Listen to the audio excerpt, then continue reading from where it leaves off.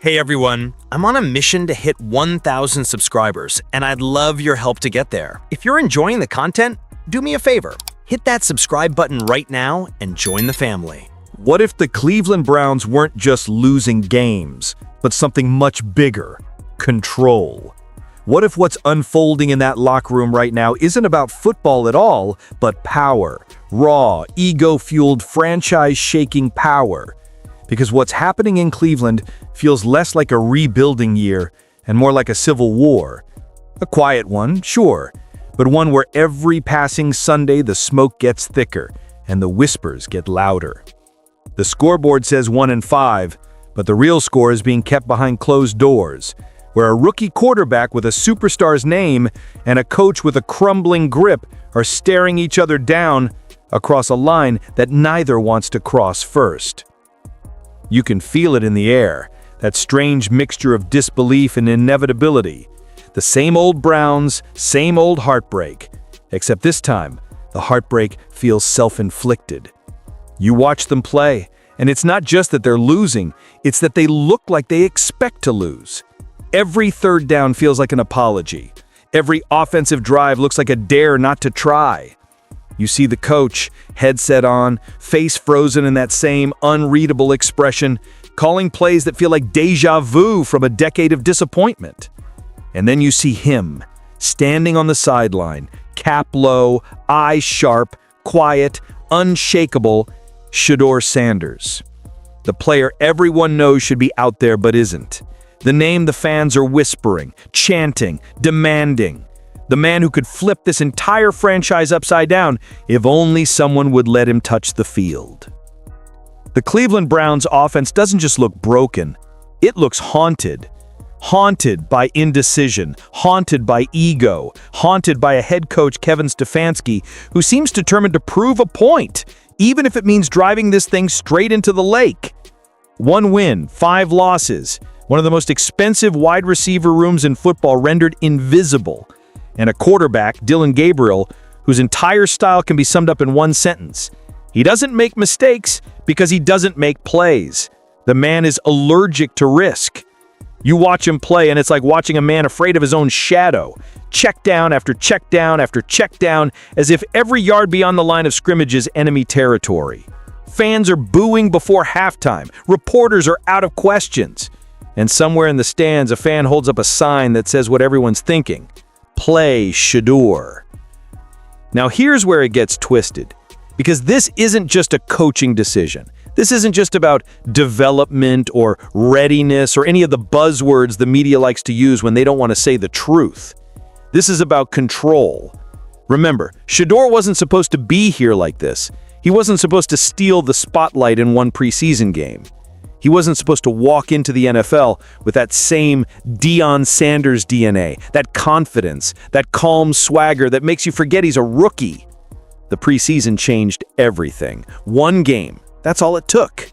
He walked in, shredded a first-string defense like it was a scrimmage, walked out without a scratch, and the internet detonated. Within a week, the Browns front office did something unprecedented. They threw the bag at him. A massive, multi-year contract extension for a 5th-round rookie before he ever started a single regular season game. That wasn't a reward, that was a declaration. The front office was saying, this is the guy, he's the future. And that's when Kevin Stefanski's world cracked. Because in that single moment, his authority, his carefully constructed, play-it-safe hierarchy got ripped out from under him. The front office didn't ask, they told. They told him this kid was the future. They told him the decision had already been made. And for a coach like Stefanski, a man whose entire reputation is built on control, on calculated systems and predictable order, that wasn't just an insult. It was a coup. Ever since then, every Sunday has felt like a chess game between a man and his own pride. You see it in his body language, in the post-game interviews, in the way he keeps repeating the same phrase. We believe Dillon gives us the best chance to win. The same Dillon Gabriel who's given them 1 win in 6 tries? The same Dillon Gabriel whose stat line looks like it was printed in grayscale?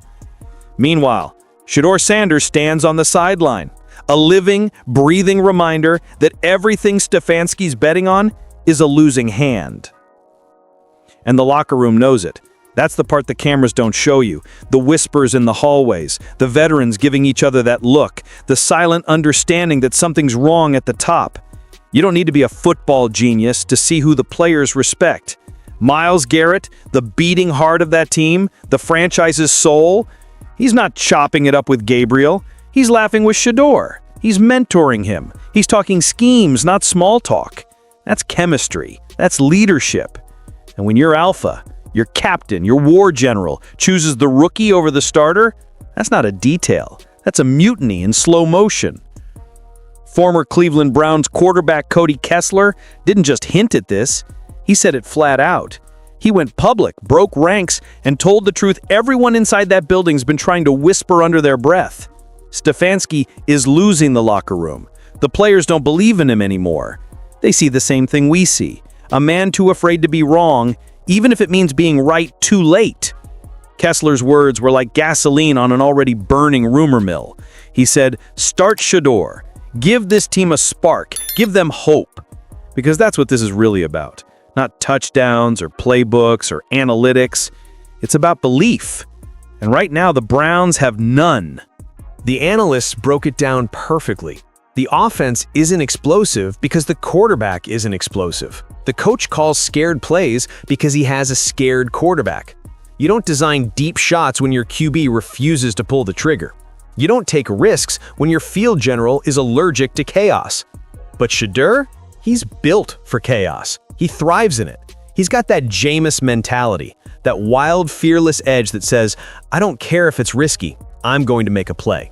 That's what separates great quarterbacks from placeholders. Stefanski's offense doesn't need a caretaker. It needs a catalyst. And Shedeur is that, a walking spark plug in cleats.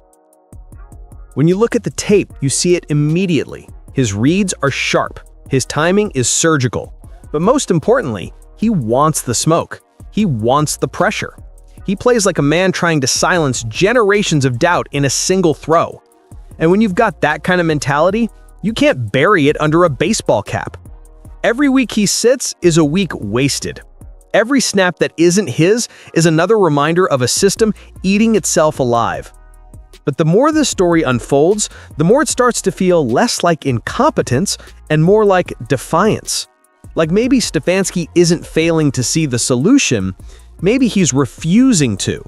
Because if Shedeur comes in and wins, if he lights up the field and saves the season, what happens to Stefanski's legacy?